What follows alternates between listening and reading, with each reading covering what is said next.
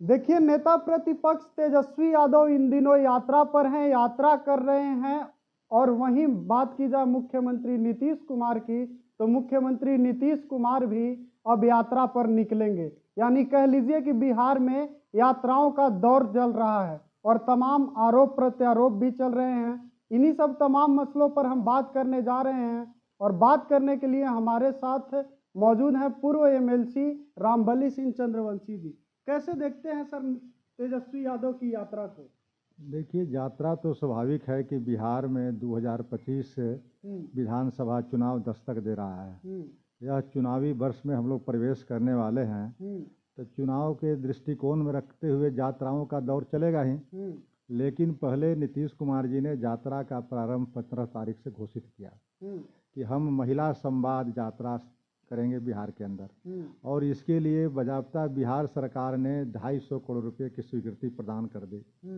अब ये मुझे समझ में नहीं आता है कि यह 250 करोड़ रुपए का इस यात्रा में क्या मकसद है, किस रूप में इसे खर्च करेंगे। मुझे तो यही लगता है कि ये 250 करोड़ का बंदरबाट करेंगे बिहार ऐसे गरीब प्रदेश में। दूसरी तरफ नीतीश कुमार जी लगभग 19 वर्षों से बिहार के गद्दी पर आसीन हैं। इस 19 वर्षों में बिहार की जो हालात इन्होंने कर दिया है कि आज से 40 साल पहले जिस सरकारी विद्यालय में हम पढ़ करके आए, और आज जब मैं देखता हूँ अपने इर्द गिर्द सरकारी विद्यालयों की स्थिति, तो लगता है कि शिक्षा में इतनी गिरावट आई है कि इतनी गिरावट से कोई विद्यार्थी अब शिक्षित बढ़िया से नहीं हो सकता। यहाँ तक कि मैं देखता हूँ कि जो सरकारी विद्यालय में पढ़ाने वाले शिक्षक हैं, वे भी अपने बच्चों को सरकारी विद्यालय में न भेज करके प्राइवेट स्कूल में भेजते हैं। तो यह समझ सकते हैं कि शिक्षा में कितनी गिरावट हुई है। उसी तरह चिकित्सा की बात करें या अन्य क्षेत्रों की बात करें, प्रति व्यक्ति आय की बात करें या रोजगार की बात करें, या पलायन जो हो रहा है जिस तरह से यहाँ बेरोजगार नौजवानों का, तो ये सब क्षेत्र में बिहार जो है पिछड़ता जा रहा है। इसी का परिणाम है कि जो नीति आयोग का अभी हाल का भी सर्वे आया है, जिसमें मानव विकास सूचकांक में सबसे नीचे कोई पूरे देश में है तो बिहार है। तब बिहार के ढिंढोरा ही पीट रहे कि हम विकास की ओर बढ़ रहे हैं, विकास की ओर बढ़ रहे हैं, और जो विकास के पैमाना उन्हीं की डबल इंजन की सरकार है, तब फिर विकास के क्या है।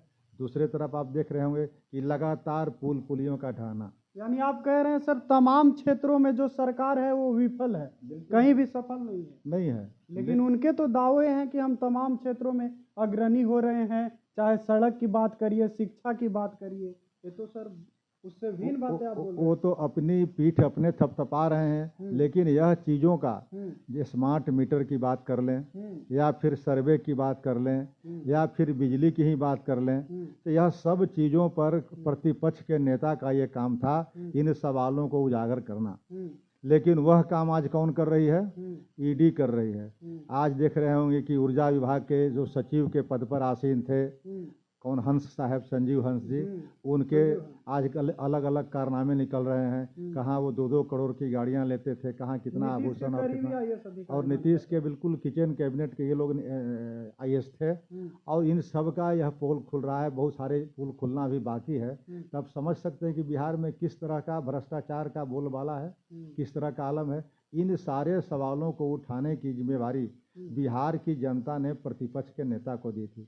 लेकिन प्रतिपक्ष के नेता कहीं न कहीं अपने जो दायित्व था उसको निर्वहन करने में कमज़ोर दिखाई पड़ रहे हैं, या कहीं नहीं दिखाई पड़ रहे हैं। इसी का परिणाम है कि नीतीश कुमार ऐसा शासक आज 19 वर्षों से बिहार की गद्दी पर आसीन है, और आज भी जब वह शारीरिक रूप से और मानसिक रूप से सक्षम नहीं है बिहार को चलाने के लिए, और पिछले चुनाव में घोषणा भी किया था इन्होंने, यह मेरा अंतिम चुनाव है, लेकिन प्रतिपक्ष की कमजोरी को देखते हुए वे आज फिर कमर कस के तैयार हो गए हैं, और उसी चुनाव के बहाने यह यात्रा पर निकले हैं कि 2025 का हम मुख्यमंत्री के उम्मीदवार पुनः होंगे, और बिहार को गर्त में पुनः ले जाने के लिए यह यात्रा कर रहे हैं। यानी सर आप कह रहे हैं कि दोनों का यात्रा जो है वो ठीक नहीं है, यात्रा से काम नहीं चलेगा, दोनों का आप खंडन कर रहे हैं? बिल्कुल यात्रा करके लोगों को सब्ज बाग दिखा रहे हैं, तो इस तरह की कुत्सित प्रयास नहीं करनी चाहिए। बिहार की जो 13-14 करोड़ जनता है उसको हम कैसे आगे ले जा सकते हैं। लोगों को एक बार 5 बरस का मौका मिलता है और नीतीश बाबू को लगातार 4 बार मिला और डबल इंजन की सरकार है, यानी बिहार में भी सरकार है, केंद्र में भी सरकार है। अब फिर भी अगर बिहार का विकास के पैमाना पर आप पीछे हो रहे हैं, अन्य जो विकास के कारक हैं, मानक हैं, तो इसका मतलब कि कहीं न कहीं आप में गड़बड़ियां हैं और इन गड़बड़ियों के रहते बिहार का नहीं हो सकता है भला। इसलिए आप बिहार की जनता को अब बकस दीजिए नीतीश बाबू और जल्दी से जल्दी घोषणा कर दीजिए कि हम अब बिहार के चुनाव में, बिहार की राजनीति में दिलचस्पी नहीं है।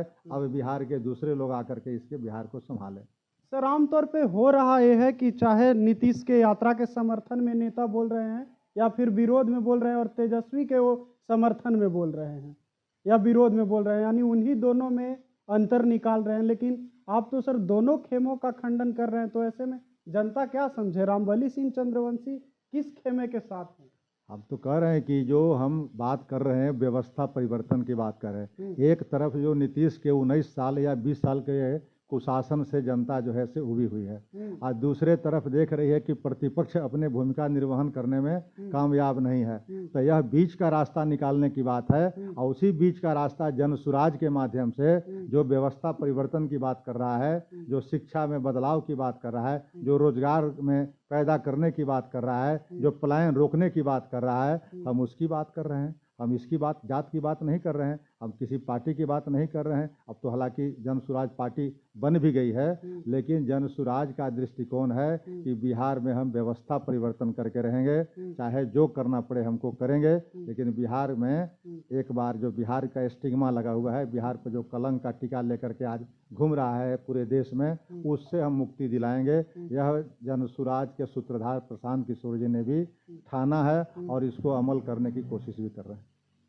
तो चलिए, रामबली सिंह चंद्रवंशी हमसे बात कर रहे थे और इनका साफ साफ कहना है कि बिहार के मुख्यमंत्री नीतीश कुमार एक बार फिर से बिहार को गर्त में ले जाना चाहते हैं और कहीं ना कहीं जो नेता प्रतिपक्ष का दायित्व होता है उसका निर्वहन तेजस्वी यादव नहीं कर रहे हैं, उसमें वो असफल हैं। पूरी बातचीत आप सुन रहे थे, कैसी लगी आपको कमेंट बॉक्स में ज़रूर बताइएगा। फिलहाल के लिए इतना ही, देखते रहिए द न्यूज़ हब।